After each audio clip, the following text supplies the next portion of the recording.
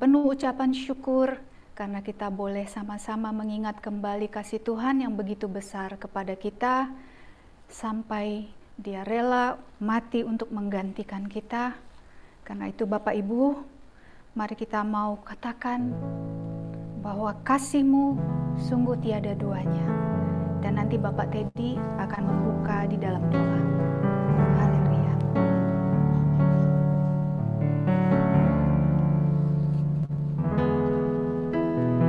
Belum pernah ada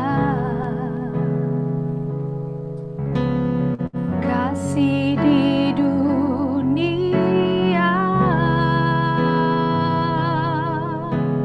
sanggup menerima diriku apa adanya selain kasih-Mu, Yesus.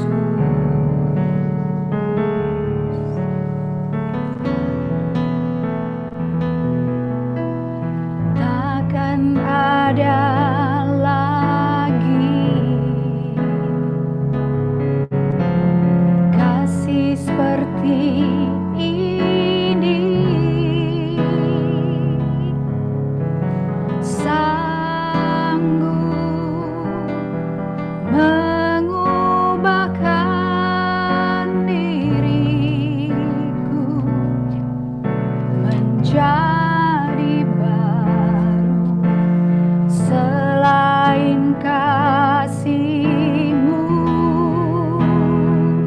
Yesus.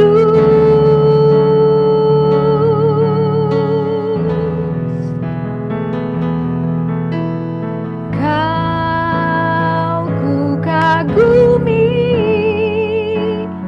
dalam hati, kasih-Mu tiada duanya. Sampai kini ku akui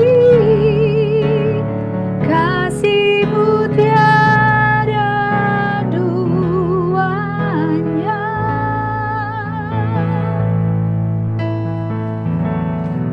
Takkan ada lagi, takkan ada lagi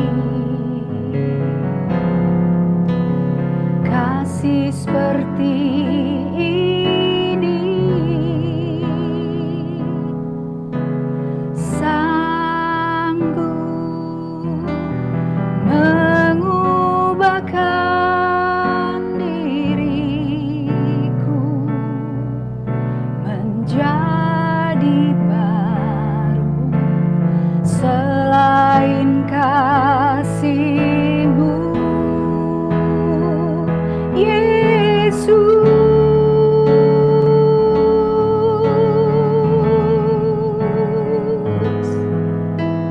Kau ku kagumi dalam hati, kasih-Mu tiada duanya. Sampai kini ku akui kasih-Mu tiada duanya. Ku kagumi dalam hati, kasih-Mu tiada duanya. Sampai kini ku akui kasih-Mu tiada duanya. Haleluya.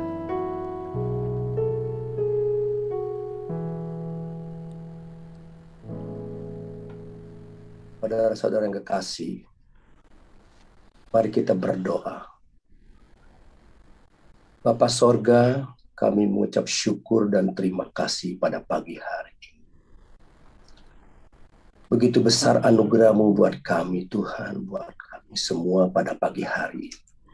Sehingga kami bisa beribadah bersama-sama secara virtual ini, Tuhan. Terima kasih penyertaan-Mu pada pagi hari ini. Kami bisa berkumpul memuji muliakan nama-Mu, meninggikan nama-Mu, mengagung-agungkan nama-Mu. Tuhan, pada hari ini Tuhan, hari Jumat Agung, karya-Mu yang terbesar, tiada tara pada buat kami Tuhan. Buat kami manusia Tuhan, Kau menyelamatkan kami. Kau rela berkorban di atas bukit Golgota Tuhan. Kau disalibkan di sana Tuhan. Kau mengorbankan diri-Mu Tuhan. Kau mati. Kau disalib. Kau mengucurkan darah-Mu ke bumi Tuhan. Hanya menyelamatkan kami. Manusia yang penuh dengan dosa. Manusia yang penuh hina ini Tuhan. Kau angkat, Kau selamatkan kami Tuhan. Terima kasih Tuhan. Karya-Mu terbesar buat kami manusia. Tidak henti-hentinya kami ucap syukur dan terima kasih. Tuhan Yesus, ajar kami terus Tuhan untuk berterima kasih kepada Tuhan. Ajar kami lewat firman-Mu. Ajar kami lewat firman-Mu. Setiap saat bersama dengan kami Tuhan. Terima kasih pada hari ini. Terus kami Tuhan akan setia memuji muliakan. Kami percaya suatu ketika Tuhan akan kembalikan normal buat kami. Terima kasih Tuhan. Terima kasih. Urapan-Mu Roh Kudus Kau berikan buat kami Tuhan pada pagi hari ini. Sukacita, kasih sayang-Mu Tuhan lewat firman. Urapi kami semua Tuhan pada pagi hari itu mengikuti ibadah ini. Terlebih hamba-Mu Tuhan. Lewat firman-Mu, terima kasih. Kami serahkan memulai ibadah ini dalam nama Yesus. Haleluya. Amin. Amin, amin. Terima kasih Pak Teddy. Sebentar saudara kita terkasih, Bapak Johnson akan membawakan pujian untuk memuliakan nama Tuhan. Terlebih dahulu bersama-sama Bapak Ibu kita angkat pujian. Tiada nama lain selain nama Yesus. Haleluya.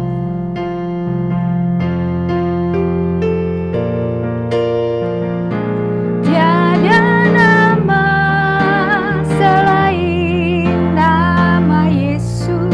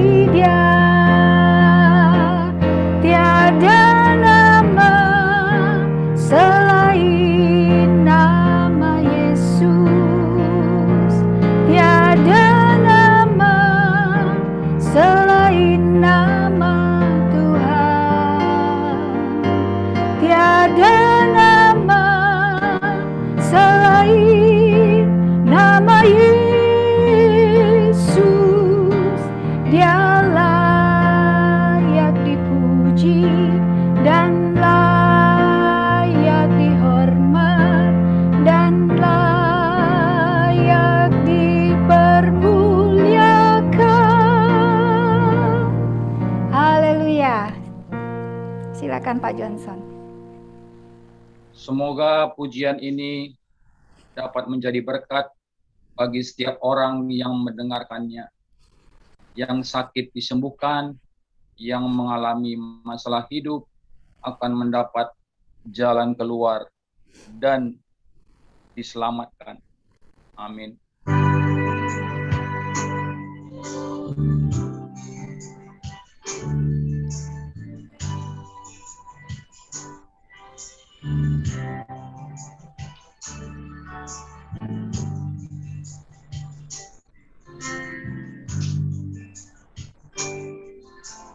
Bagaimana ku kan bernyanyi tentang kasih cintamu.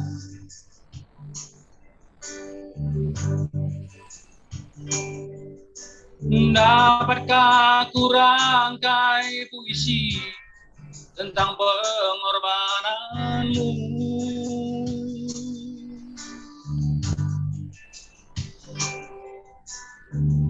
Duri yang pedih menggantikan mahkota kemuliaanmu. Tuhan, karena diriku yang berdosa, nyawa kau serahkan.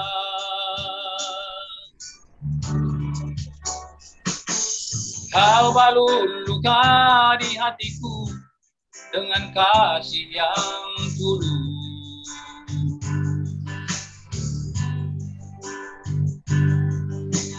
Dosa yang merasuk kau basuh dengan darahmu kudus.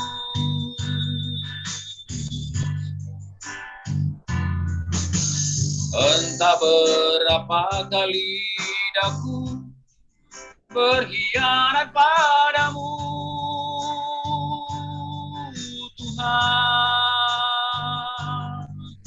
Mengapa setiamu ya Tuhan tetap kepadaku?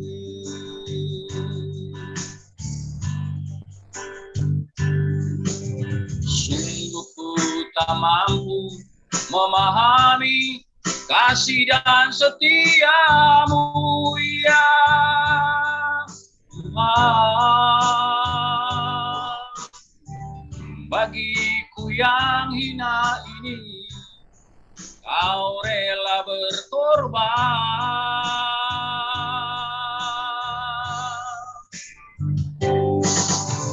Dapatkah ku sanggup membalas kasih dan setiamu,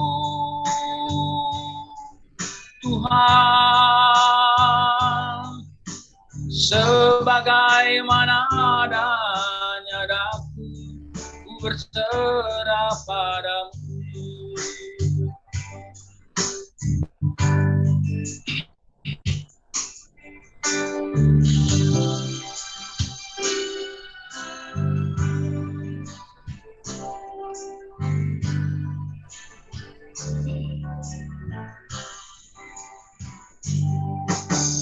Kau balut luka di hatiku dengan kasih yang tulus.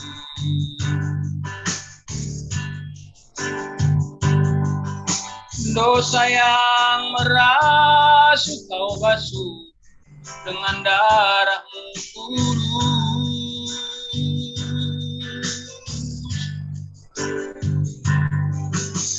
Entah berapa kali daku berkhianat padamu ya Tuhan.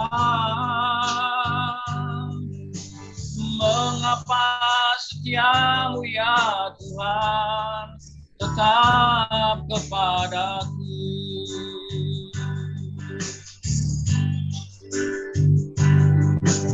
Sungguh ku tak mampu memahami kasih dan setiamu ya Tuhan. bagiku yang hina ini, kau rela berkorban.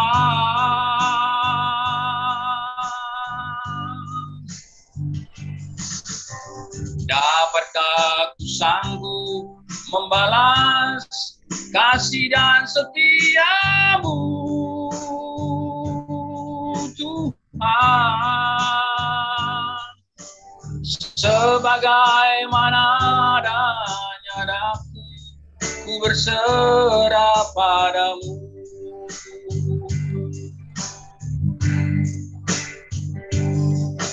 Sebagaimana adanya daku, ku berserah padamu.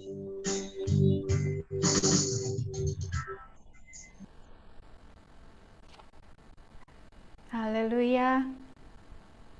Terima kasih Bapak Johnson, puji Tuhan. Bapak Ibu, sebentar kita akan masuk di dalam firman Tuhan. Mari Bapak Ibu kita mau angkat pujian. Karena salib-Mu, kita mau mengingat akan pengorbanan Tuhan yang sungguh luar biasa bagi kita.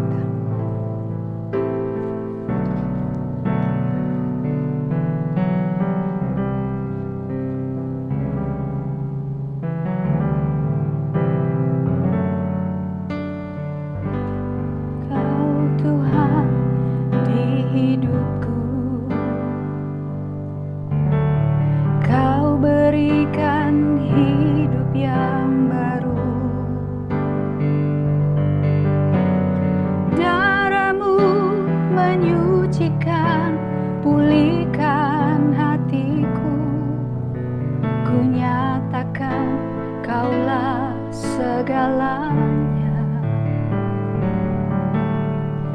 Engkaulah sumber pengharapan, kuasa-Mu sanggup menyembuhkan.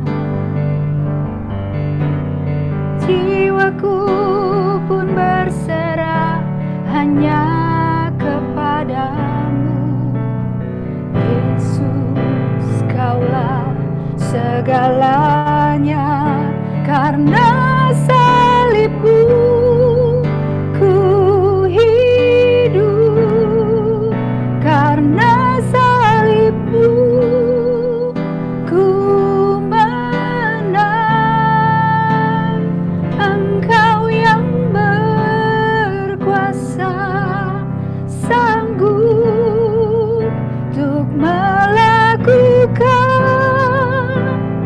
mujizat-Mu. Karena salib-Mu ku hidup, karena salib-Mu ku menang. Engkau yang berkuasa, sanggup untuk melakukan mujizat-Mu di hidupku.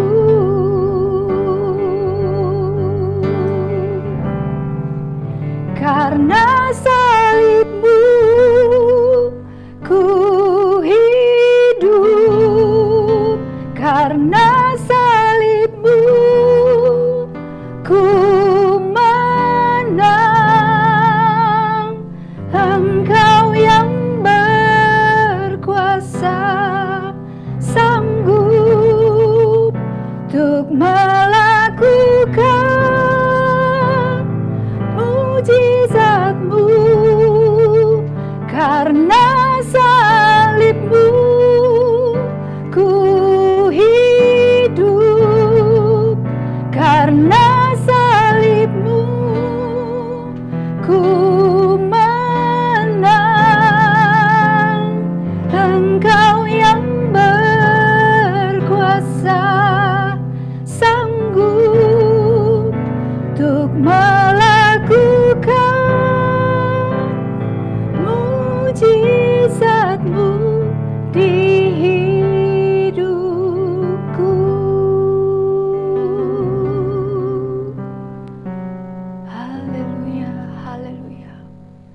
Bapak Ibu, mari kita berdoa. Sungguh Bapa, kami mengucap syukur untuk hari ini. Karena kalau kami ada dan kami sudah menang, kami sudah memperoleh hidup yang baru, adalah karena kasih-Mu. Sungguh kami bersyukur dan berterima kasih Tuhan untuk apa yang sudah Engkau kerjakan bagi kami. Karena itu Tuhan, kami mau menjadi semakin kuat. Kami mau menjadi semakin berbuah. Karena Tuhan yang menguatkan dan Tuhan yang berkarya di dalam kami. Melalui firman-Mu hari ini, kami boleh semakin bertumbuh. Engkau sudah mempersiapkan hamba-Mu dan kami percaya sungguh yang disampaikan adalah apa yang Tuhan kehendaki di dalam hidup kami. Kami siap untuk mendengar di dalam nama Tuhan Yesus. Kami berdoa dan mengucap syukur. Haleluya. Amin. Selanjutnya saya persilakan kepada Pendeta Nimo untuk membawakan firman Tuhan. Semoga kiranya saudara semua dalam keadaan yang sehat, dalam keadaan yang baik, tetap semangat dan penuh dengan sukacita yang daripada Tuhan. Puji Tuhan, kita masuk di bulan yang baru, bertepatan juga dengan tema yang baru, dan saya rasa saya ingin menyampaikan sebuah firman Tuhan yang mengajak kita untuk memperhatikan kebenaran dari hari raya Paskah yang bersangkut paut dengan hari esok atau tentang masa depan kita. Sebab itu firman Tuhan pagi hari ini saya beri judul komitmen bagi masa depan. Komitmen Tuhan bagi masa depan saudara dan saya. Mungkin kalau kita merenungkan kisah Paskah saudaraku, kita mungkin lebih berpikir bahwa perayaan hari raya seperti Paskah kebanyakan tentang sesuatu yang sudah terjadi di masa lampau. Kita mengingat, kita merenungkan, kita menghayati, kita mengambil kembali pemaknaan dari apa yang pernah terjadi di masa-masa yang lampau. Tapi sudah dikasih Tuhan, saya merasa Tuhan ingin menunjukkan kepada kita semua pada hari ini bahwa hari raya yang Tuhan perintahkan seperti Paskah, saudaraku, untuk dirayakan oleh umat Tuhan, saudara dan saya, ternyata bukan hanya suatu hari untuk memperingati tentang sesuatu hal yang di masa lampau, bukan hanya sebuah hari, saudaraku, yang dikhususkan, yang dispesialkan, yang disebut sebagai hari raya untuk kita mengenang sesuatu yang pernah terjadi. Tetapi saya perhatikan, saya renungkan, saya pelajari firman Tuhan. Rupa-rupanya Tuhan punya rencana di balik setiap hari raya, termasuk hari raya Paskah. Yaitu supaya umatnya punya pandangan yang ke depan, punya persepsi, punya persiapan, antisipasi dengan sesuatu yang akan terjadi di hari depan. Ya, seringkali kita datang beribadah, seringkali kita datang merayakan hari-hari raya kita, saudaraku, hanya karena kita ingin memperingati tentang apa yang terkandung dalam hari raya tersebut, saudaraku ya. Dan kita berpikir itu hanya bersangkut paut tentang sejarah masa lalu. Tetapi kembali lagi saya merasa Tuhan ingin membukakan pikiran kita, mengingatkan kita kembali bahwa hari raya sebenarnya adalah sesuatu yang Tuhan perintahkan untuk kita lakukan supaya kita siap mengantisipasi hari-hari yang ada di depan kita. Dan khususnya pada kesempatan ini kita belajar tentang hari raya Paskah, saudaraku. Ada dua kata kunci atau tiga, saya boleh kata di sini, tiga kata di sini, tapi dua poin utama yang saya ingin tekankan, yaitu kata komitmen dan kata masa depan. Bahwa Paskah ini menekankan tentang betapa komitmen itu penting dan tentang betapa masa depan itu perlu dipersiapkan. Yang pertama, saudara, kita perhatikan next slide. Saudaraku, kalau kita perhatikan sejarah daripada hari raya Paskah, tentunya kita kembali kepada kitab Keluaran pasal yang ke-12. Kita tahu di sana menceritakan tentang persiapan bangsa Israel yang akan segera keluar dari perbudakan di Mesir, suatu tonggak sejarah dari kehidupan bangsa, suatu bangsa, saudaraku ya, yang boleh dikatakan sebagai hari mereka keluar menjadi suatu bangsa yang berdaulat, hari di mana mereka dibebaskan dari penjajahan, dari perbudakan, saudaraku, di Keluaran pasal 12. Dan itu semua dimulai dengan satu tulah yang sudah Tuhan timpakan kepada Mesir, dan sekarang sampai kepada tulah yang ke-10, tulah yang paripurna, tulah yang paling tinggi, tulah yang ultimat, di mana Tuhan akan menghukum Mesir dengan membunuh anak-anak sulung, tidak hanya manusia, bahkan sampai kepada hewan, saudaraku ya. Tentunya kalau kita renungkan peristiwa ini, bagaimana Tuhan, kenapa di tulah yang ke-10 inilah barulah bangsa Israel bisa mengalami kebebasan dan kemerdekaan.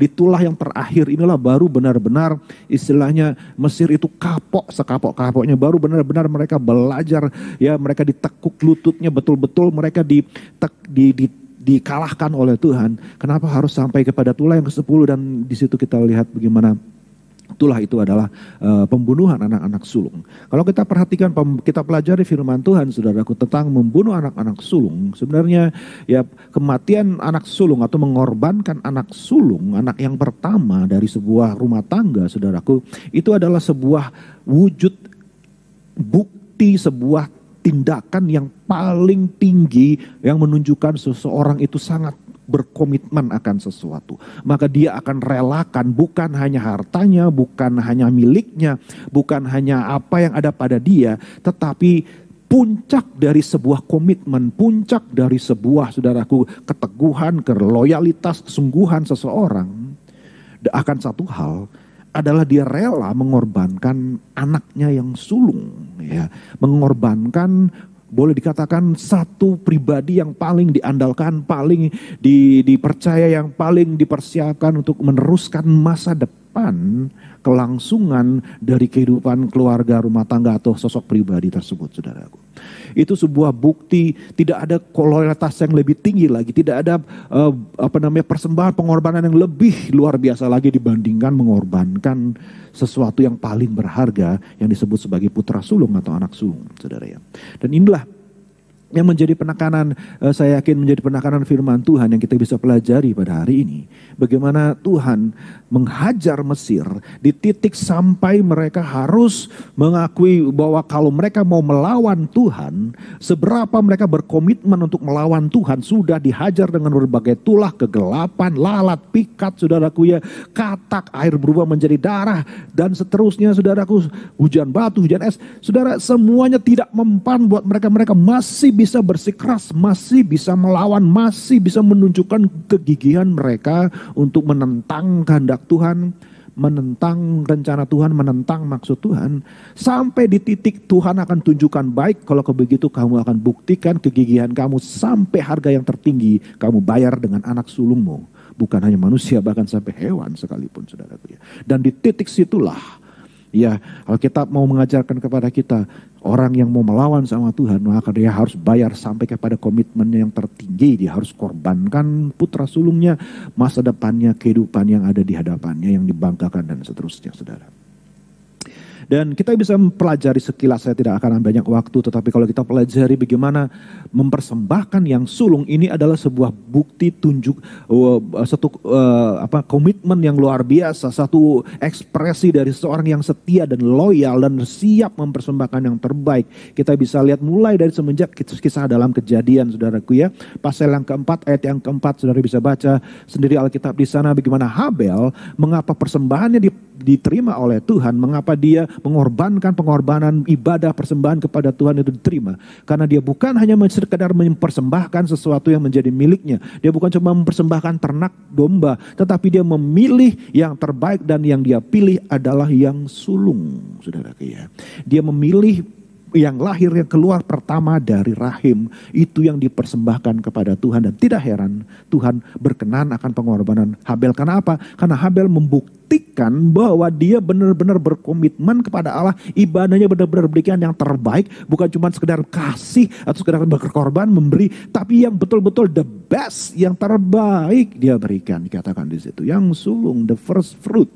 Saudaraku ya. Jadi dia memang mau menunjukkan, saya ini serius sama Tuhan. Saya nggak cuma sekedar, ya kalau boleh dibilang zaman sekarang ibadah saja, yang penting saya datang bersekutu dan sebagainya. Tapi dia datang dengan benar-benar beri yang terbaik. Dia datang benar-benar mempersembahkan sesuatu yang paling top, yang tidak adalah istilahnya lagi yang lebih, untuk bisa membuktikan bahwa dia benar-benar berkomitmen kepada Tuhan. Dan tentunya kisah yang kedua, saudara, tentu sudah tidak asing tentang Abraham. Mengapa Tuhan menguji, ujian terakhir Abraham adalah dia mempersembahkan anaknya yang sulung, anak perjanjian. Tentunya ada Ismail, tetapi dia bukan anak perjanjian, bukan anak dari istri yang sah. Jadi anak perjanjian, anak sulung yang sah adalah Ishak. Mengapa Abraham diminta oleh Tuhan, diperintahkan oleh Tuhan mempersembahkan anaknya yang tunggal, anaknya yang sulung, anaknya yang satu-satunya, anak yang dijanjikan untuk dipersembahkan. Mengapa Tuhan harus meminta sampai setitik itu?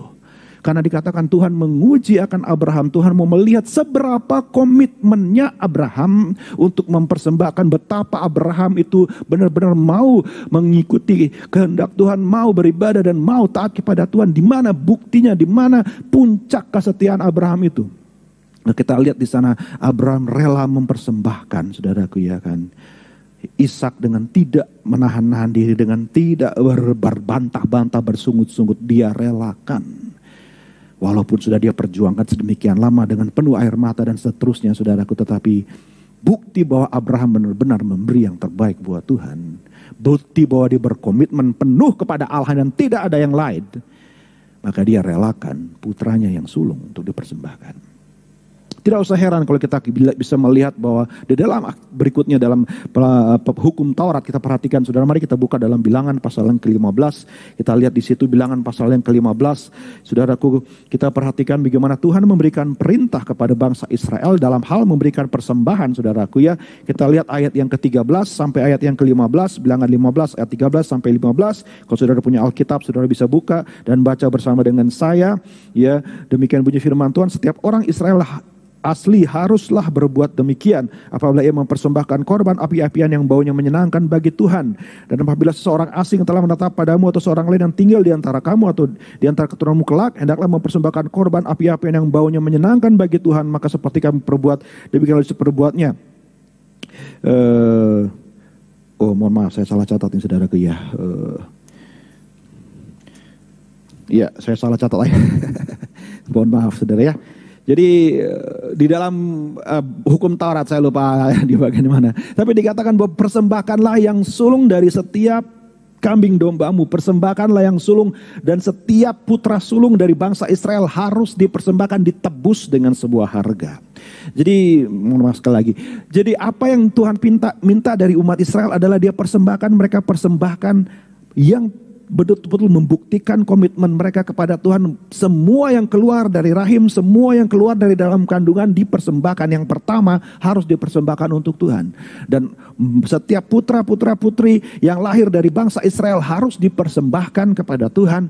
Dan tentunya bukan dikorbankan, tetapi ditebus dengan sejumlah harga untuk dibawa kepada imam bangsa orang Lewi, saudaraku. Jadi hukum Taurat pun mengatur juga mempersembahkan yang sulung, mempersembahkan yang terbaik sebagai bukti komitmen seseorang kepada Tuhan. Dan itu juga sebabnya mengapa buah sulung, ada istilah juga peraturan Taurat, saudara. Nanti mungkin bisa ditambahkan ayat itu, saudara ya. Buah sulung dari apa yang dihasilkan, hulu hasil dari setiap perkebunan atau pertanian bangsa Israel itu pun harus dipersembahkan kepada Tuhan sebagai sebuah persembahan kepada Tuhan, saudaraku. Jadi benar-benar Tuhan menuntut kepada kita. Oh ya, mohon maaf, Keluaran pasal yang ke-22, Keluaran pasal yang ke-22, saudaraku ya. Keluaran 22 ayat yang ke-19, saudaraku. Tadi saya dibantu, terima kasih. Keluaran 22 ayat yang ke-19, kita bisa lihat di sana. 22 ayat 29, maaf 22 ayat 29, Keluaran 22 ayat 29. Kita lihat di sana peraturan tentang ya memberikan persembahan, ayat 29, janganlah lalai mempersembahkan hasil gandumu dan hasil anggurmu yang sulung dari anak-anakmu lelaki haruslah kau persembahkan kepadaku. Perhatikan di situ, sudah demikian juga kau harus perbuat dengan lembu sapimu dan dengan kambing dombamu.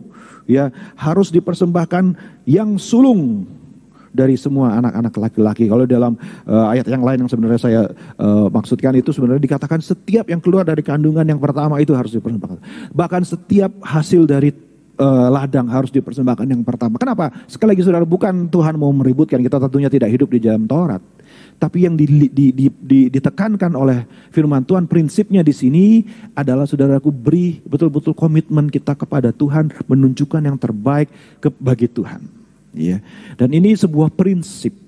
Jadi saya tidak mau membantah, saya tidak mau berdebat dengan ada ajaran hamba Tuhan zaman sekarang atau gereja zaman sekarang yang menentang yang namanya perpuluhan, menentang yang namanya khusus dan sebagainya. Saudara, bukan masalah itunya, tetapi masalah sekali lagi prinsip pengajaran penekanannya menunjukkan bahwa kita berkomitmen penuh kepada Tuhan. Karena kalau ngomong saja sih semua gampang, saudara, betul. Kita bicara saya setia, saya sungguh-sungguh sama Tuhan, itu semua juga bisa. Atau dia berpikir bahwa dia seperti itu. Bilangan 18 ayat 15, saudara juga bisa lihat di situ. Bilangan 18 ayat 15, Ya, Bilangan 18 ayat 15, ya mungkin ini yang lebih tepat ayatnya. Bilangan 18, terima kasih yang sudah membantu saya di belakang layar. Ya, saudara dikasih Tuhan, demikianlah hidup kita, saudara ya. Kalau nggak ada yang bantu kita, kita bisa jadi apa? Ya, Bilangan 18 ayat 15, semua yang terdahulu lahir dari kandungan, nah ini dia. Segala yang hidup yang dia persembahkan mereka kepada Tuhan, baik dari manusia maupun dari binatang adalah bagianmu. Hanya haruslah kamu menebus anak sulung manusia, juga anak sulung binatang yang najis haruslah kamu tebus, saudaraku ya. Jadi semuanya betul-betul milik Tuhan. Intinya apa, saudara? Prinsipnya adalah tunjukkan, buktikan dengan mempersembahkan yang terbaik, mempersembahkan yang sulung, istilahnya seperti itu, saudara kasih Tuhan. Jadi kita tidak perlu berdebat secara detail dan seterusnya, tapi prinsip firman Tuhan nggak pernah berbeda. Kalau memang kita menomorsatukan Tuhan, kita buktikan, kita berikan yang terbaik. Next point, saya mau cepat, saudara ya. Dan kita lihat juga ada banyak contoh di sana. Hana, contohnya ya, Hana ibu dari Samuel yang akan mengurapi sang raja, ya saudaraku, raja bangsa Israel yang pertama, dan juga mengurapi Daud, raja yang dikenan oleh Tuhan. Samuel adalah hasil dari persembahan seorang ibu yang mempersembahkan yang sulung bagi Tuhan, sehingga tidak heran persembahannya pun berkenan kepada Tuhan, dan dia yang diangkat menjadi pengganti daripada Imam Eli. Dan Hiel, sebuah contoh satu lagi, saudaraku, sebuah komitmen. Kalau saudara bisa baca sendiri di rumah ayatnya di sana, ya, Hiel adalah seorang yang menggenapi nubuatan yang disampaikan oleh Yosua ketika Yosua menghancurkan Yeriko. Ya, Yosua mengutuk kota Yeriko, barang siapa yang mau membangun kembali Yeriko, maka dia akan mempersembahkan anaknya yang sulung untuk memulai meletakkan batu pertamanya, dan dia akan mempersembahkan anaknya yang bungsu untuk mulai menyelesaikan pembangunan kota Yeriko dengan meletakkan pintu gerbangnya. Dan Hiel di dalam satu raja-raja kita lihat Hiel saking berambisinya, saking betul-betul berkomitmen untuk melakukan ambisinya membangun kembali Yeriko. Walaupun dia tahu, saudaraku, ada kutukan seperti itu. Walaupun dia tahu harga yang harus dia bayar, dia relakan, dia bayar anaknya yang sulung, dipersembahkan ketika dia mulai membangun Yeriko.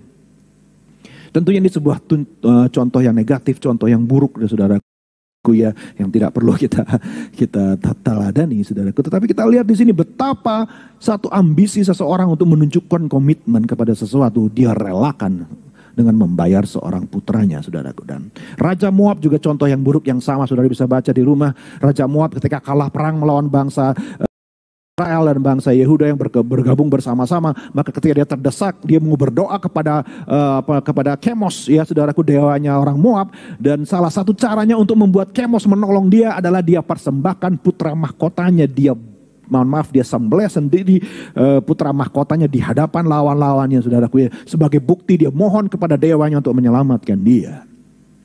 Saking dia ingin begitu menunjukkan komitmennya untuk menyelamatkan diri sendiri, dia korbankan putra sulungnya.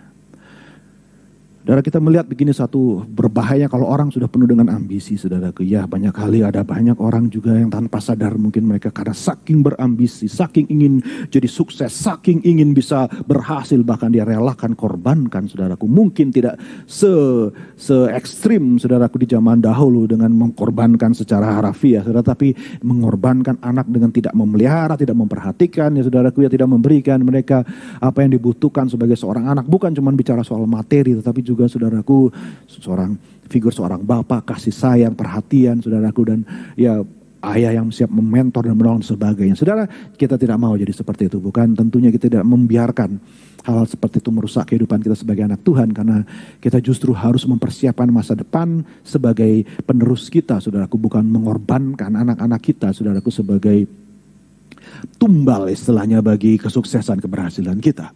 Dan satu contoh lagi kita lihat di dalam Wahyu pasal 14, dikatakan ada 144.000 orang pilihan yang dikatakan sebagai anak-anak sulung dari bangsa-bangsa. Siapa mereka? Tentunya saya tidak tahu, tidak ada yang tahu. Mereka adalah orang-orang pilihan, orang-orang yang dipilih dari sekian banyak orang. Karena mereka orang-orang yang setia, mereka orang-orang yang sungguh-sungguh ikut Tuhan. Mereka orang-orang yang tidak akan mundur, tidak akan menyerah. Mereka orang-orang yang benar-benar berkomitmen penuh untuk mengiring sang anak domba Allah, sang putra Allah, sampai kepada kematian. Mereka tidak mau meninggalkan, ya saudaraku ya,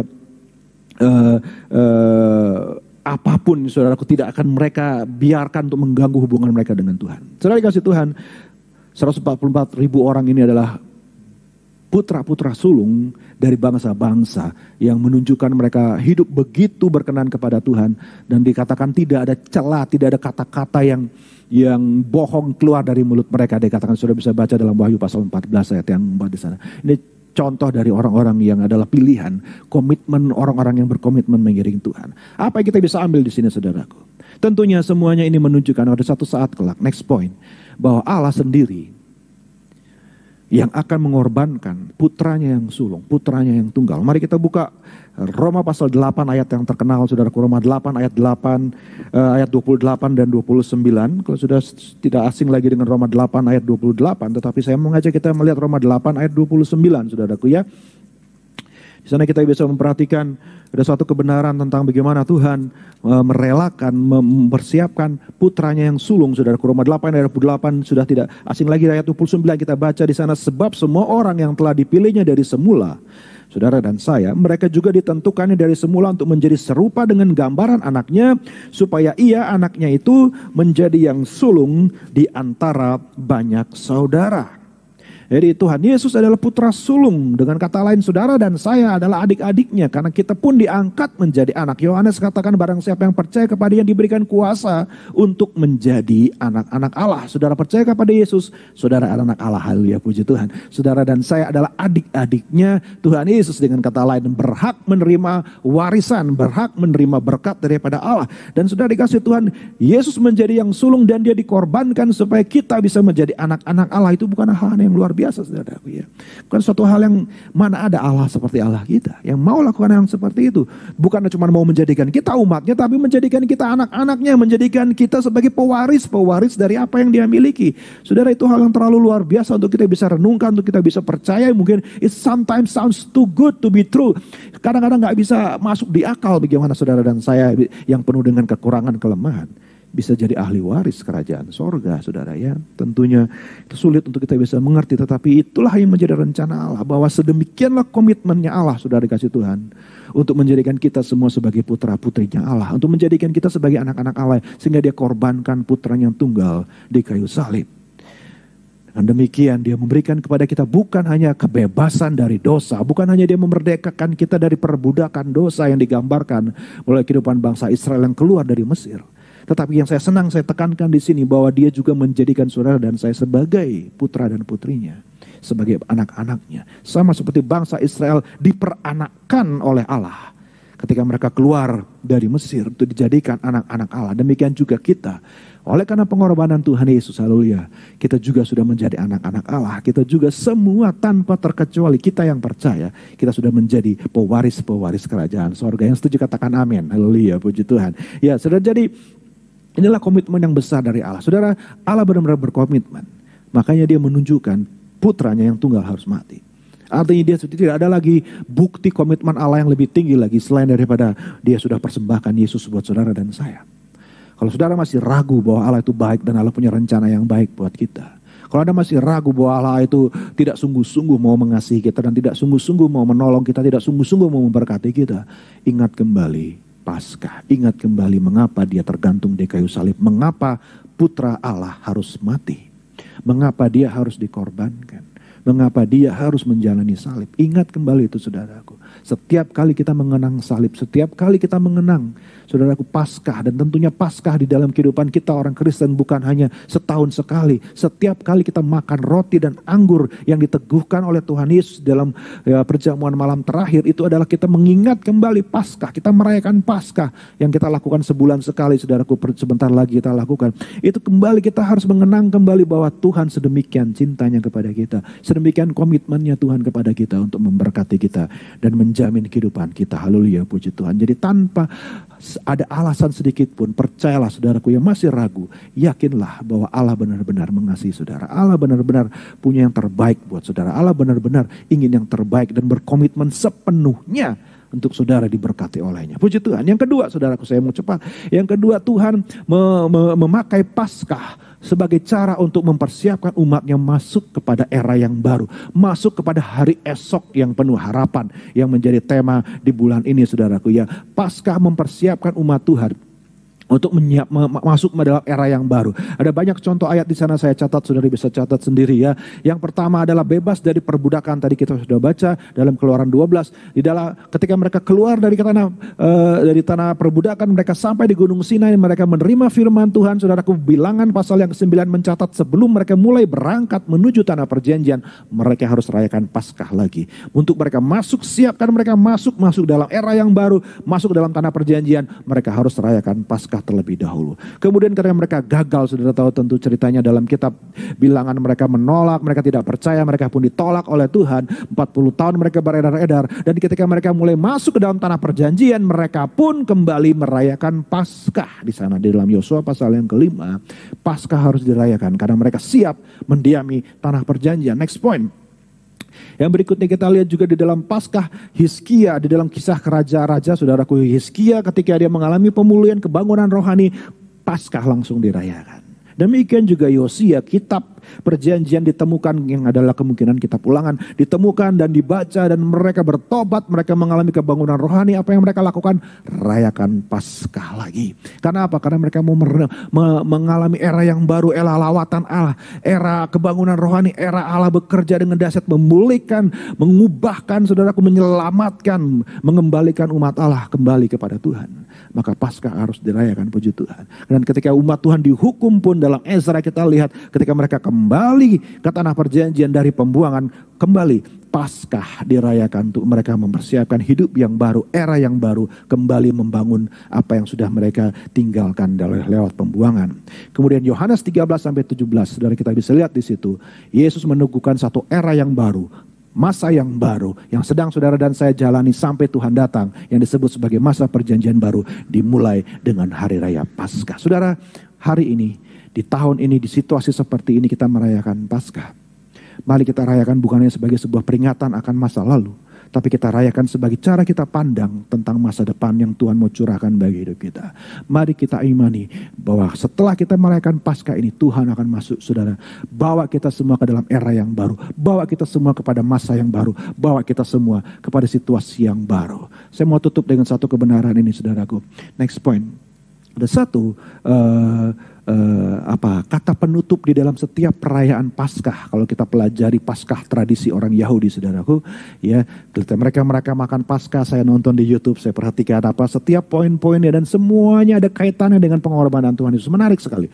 Bangsa Yahudi merayakan Paskah semenjak sebelum Yesus sampai kepada hari ini, saudaraku. Mereka yang belum percaya kepada Yesus, mereka tetap melakukan, dan semuanya sebenarnya adalah simbolisme kepada Yesus. Dan ada satu poin yang mereka selalu ucapkan ketika mereka selesai merayakan atau melakukan upacara perayaan Paskah itu, yaitu mereka akan berkata, Lasana haba'ah barusyalaim. Saudaraku, ya, bisa katakan sama-sama dengan saya, Lasana haba'ah barusyalaim. Ya, dengan kata lain bahasa Indonesia, tahun depan di Yerusalem. Artinya sampai jumpa di Yerusalem lagi. Sampai jumpa nanti kita merayakan Paskah di Yerusalem. Itu menjadi sebuah kalimat penutup setiap mereka merayakan Paskah.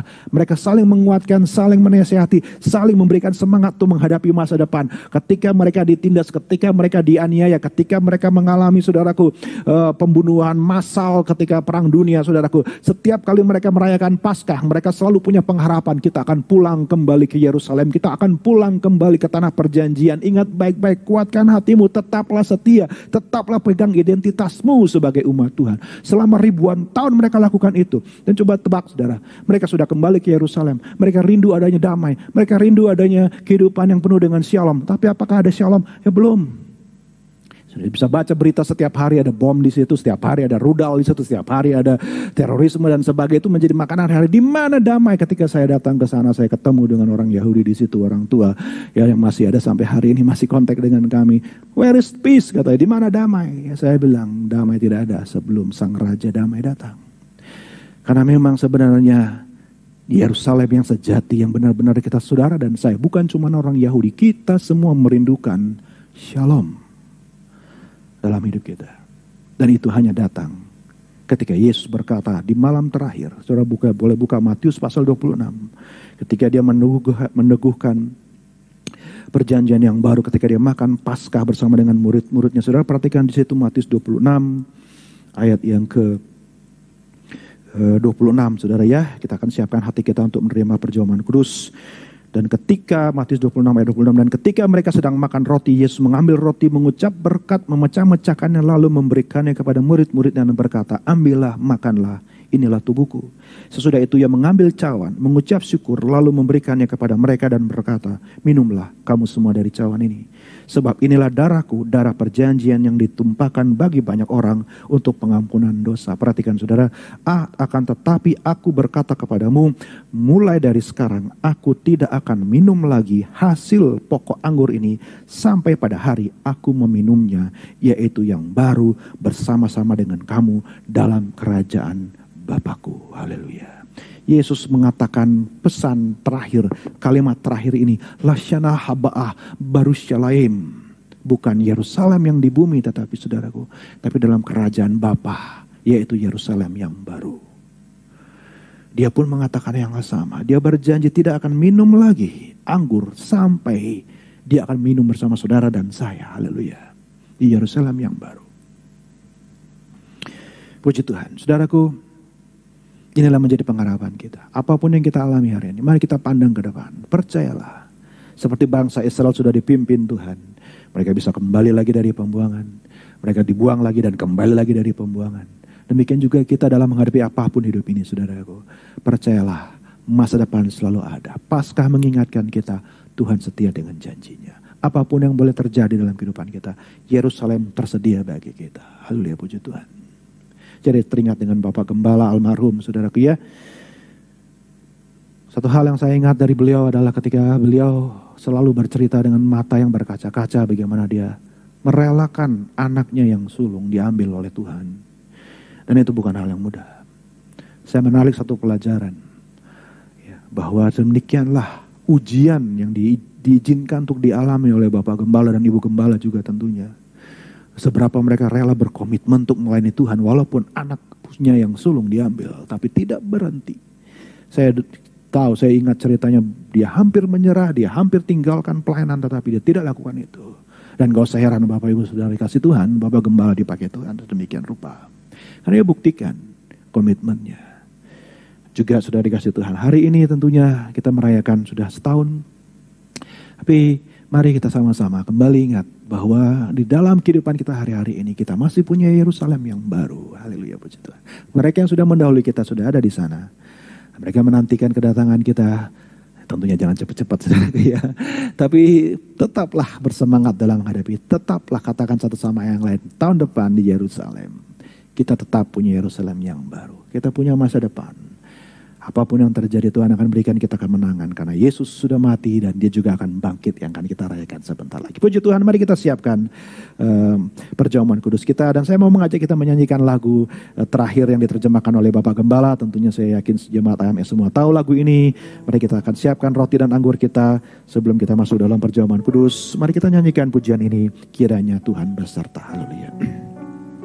Haleluya. Mari kita siapkan sama-sama dengan hati yang menyembah kepada Tuhan. Kiranya Tuhan beserta di mana kau berada.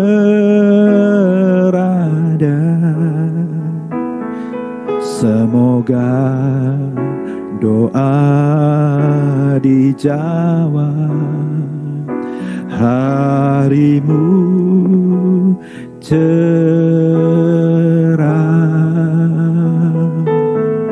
kesukaran tak berarti dibandingkan berkatnya. Semoga Tuhan beserta sampai berjumpa.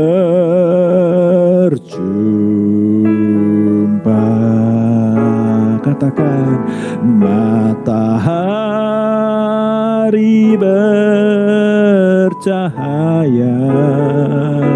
dan burung pun bernyanyi. Ada terang yang bersinar di balik awan yang gelap, penuhi kerinduanmu, amin, beribu kali ganda. Semoga Tuhan beserta sampai berjumpa.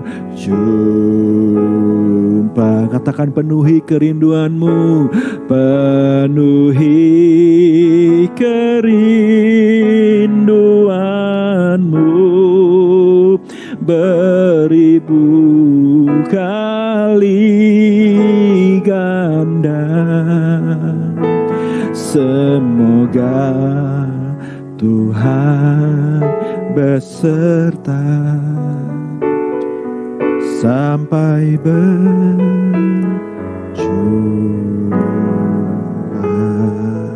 Mari kita angkat roti lebih tinggi. Terima kasih Yesus buat pengorbananmu sebagai domba Paskah bagi kami. Karena lewat Paskah ini kami percaya Tuhan, masa depan kami ada di dalam tangan-Mu Tuhan. Kau berikan kami kekuatan untuk menghadapi hari-hari dalam hidup kami. Dan sebagaimana Engkau sudah menolong umat-Mu berkemenangan di dalam segala hal, kami juga akan berkemenangan di dalam situasi yang sedang kami alami, apapun yang sedang terjadi hari-hari ini Tuhan. Terima kasih buat masa depan kami. Terima kasih buat komitmen-Mu untuk menolong dan menyelamatkan kami. Terima kasih buat kesetiaan-Mu yang tidak akan pernah meninggalkan kami. Dan terima kasih buat Yerusalem baru yang selalu tersedia menjadi tempat tinggal kami untuk selama-lamanya bersama dengan Engkau. Kami terima tubuh ini, tubuh Kristus ini, roti yang diberikan oleh Bapa dari sorga untuk menjadi makanan bagi kami. Sehingga kami akan terus terpelihara sampai Maranatha. Mari kita makan sama-sama dalam nama Tuhan Yesus Kristus. Haleluya.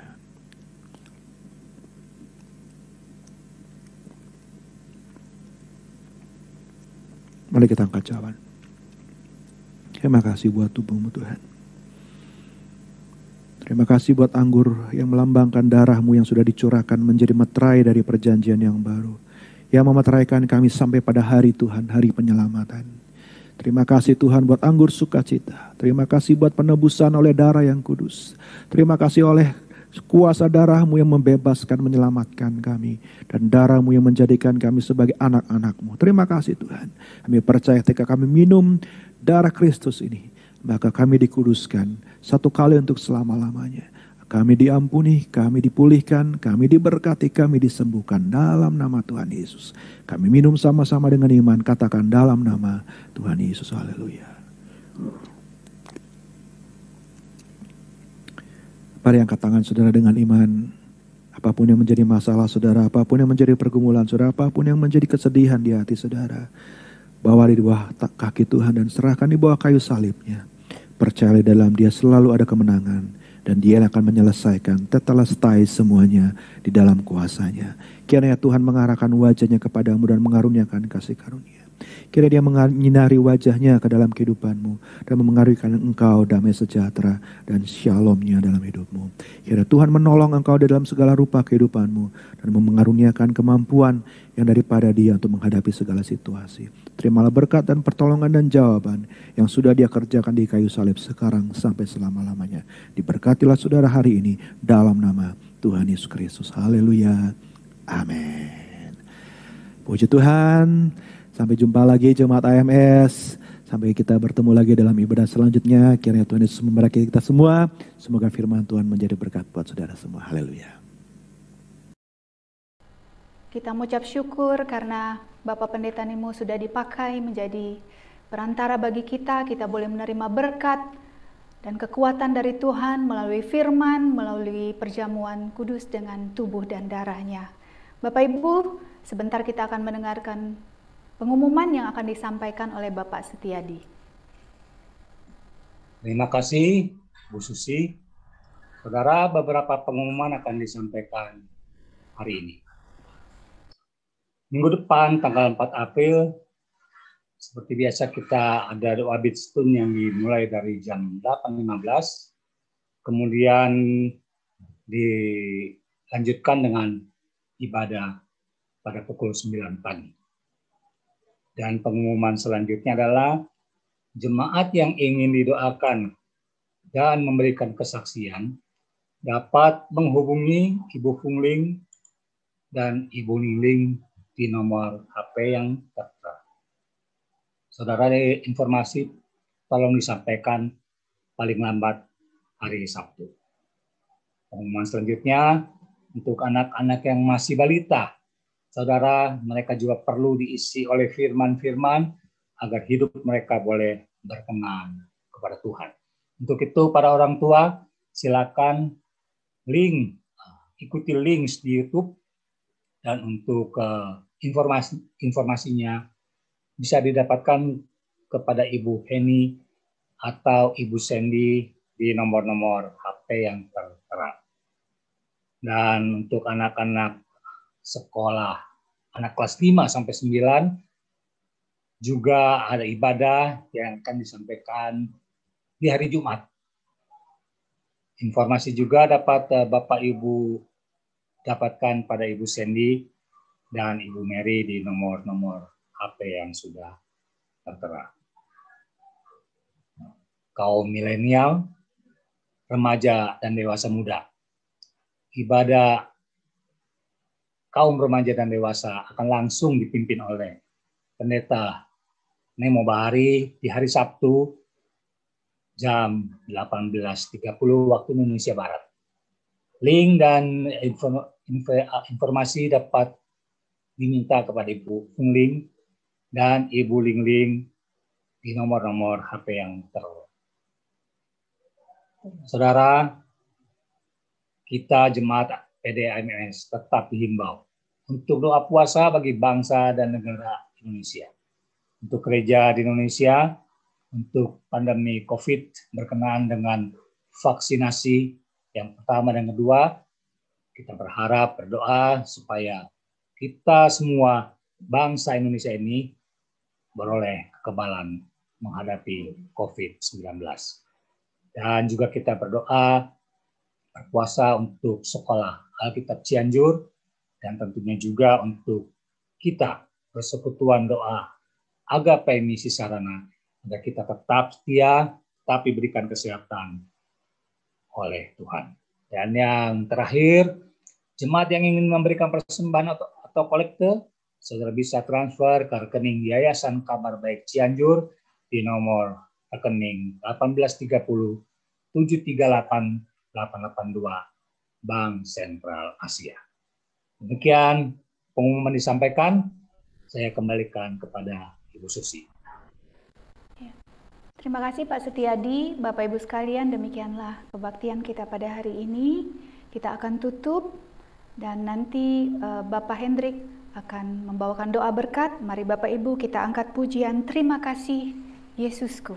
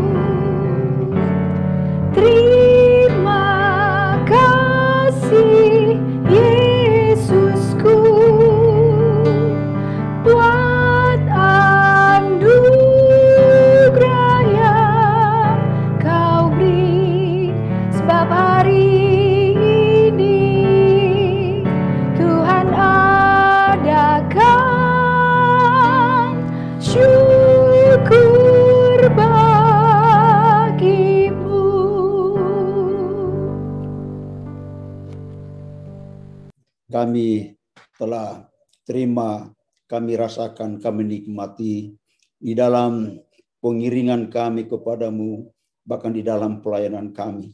Betapa Tuhan kasih-Mu besar, tak terbalaskan oleh kami ya Bapa.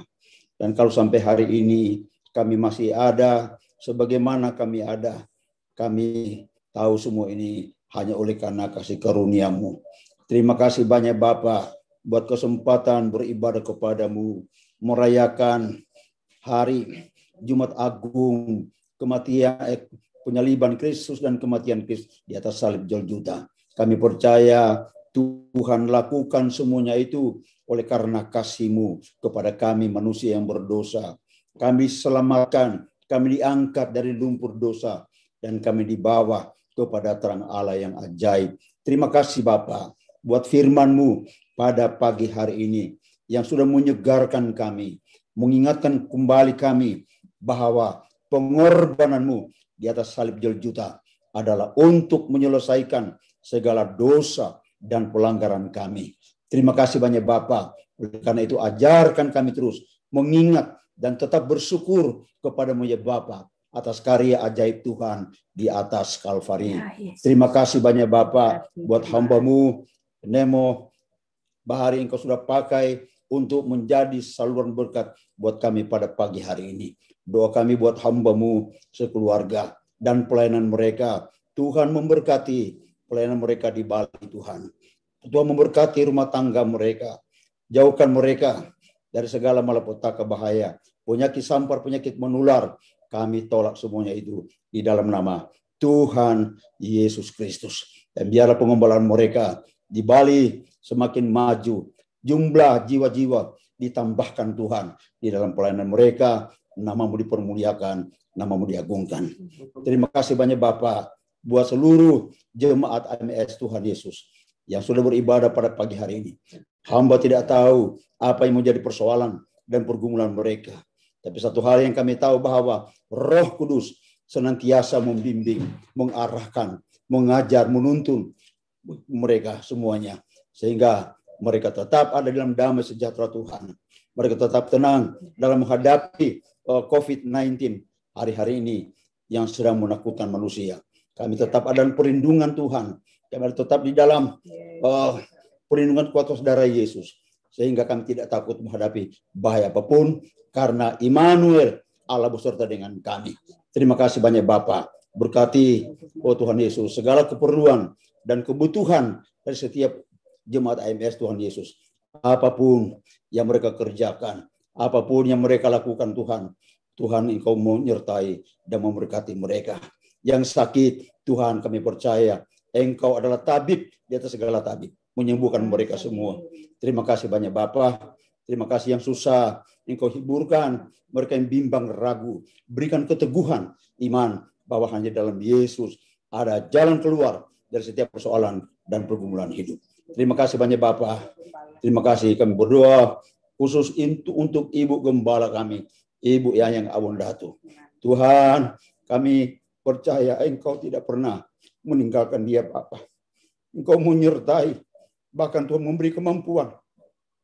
Memberi kekuatan dan kebijaksanaan, hikmat surgawi memenuhi hidupnya di dalam menggembalakan kami jemaat di AMS yang ngaji AMS Sitikon, bahkan oh Tuhan Yesus pengembalaan di Cianjur. Beri kekuatan kemampuan kepadanya Bapa.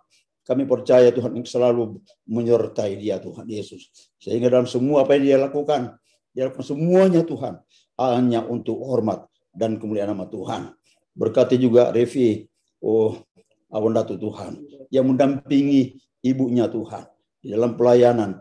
Begitu banyak Tuhan pekerjaan Tuhan yang ditinggalkan oleh almarhum Pendeta Haji Awundatu Tuhan, yang mereka harus teruskan, mereka kerjakan Tuhan, mereka belajar Tuhan Yesus untuk melakukan semuanya ini Bapa. Tapi kami percaya Roh Kuduslah yang akan memampukan mereka. Baik Yayasan Kabar Baik yang dikelola, Sekolah Alkitab, STT, dan pengembalaan di Cianjur. Tuhan semuanya campur tangan Engkaulah yang mereka butuhkan, sehingga semuanya boleh dikerjakan dengan baik. Terima kasih banyak Bapa dalam surga. Terpuji-pujilah nama-Nya Tuhan. Dan sekarang jemaat sekalian, terimalah berkat Tuhan. Terimalah berkat daripada Allah Bapa. Kasih sayang daripada Tuhan kita Yesus Kristus. Persekutuan dan penghiburan serta kemenangan daripada Allah Roh Kudus menyertai kita sekalian. Mulai pada pagi hari ini sampai selama-lamanya. Dalam nama Tuhan Yesus kami berdoa. Haleluya. Amin. Amin.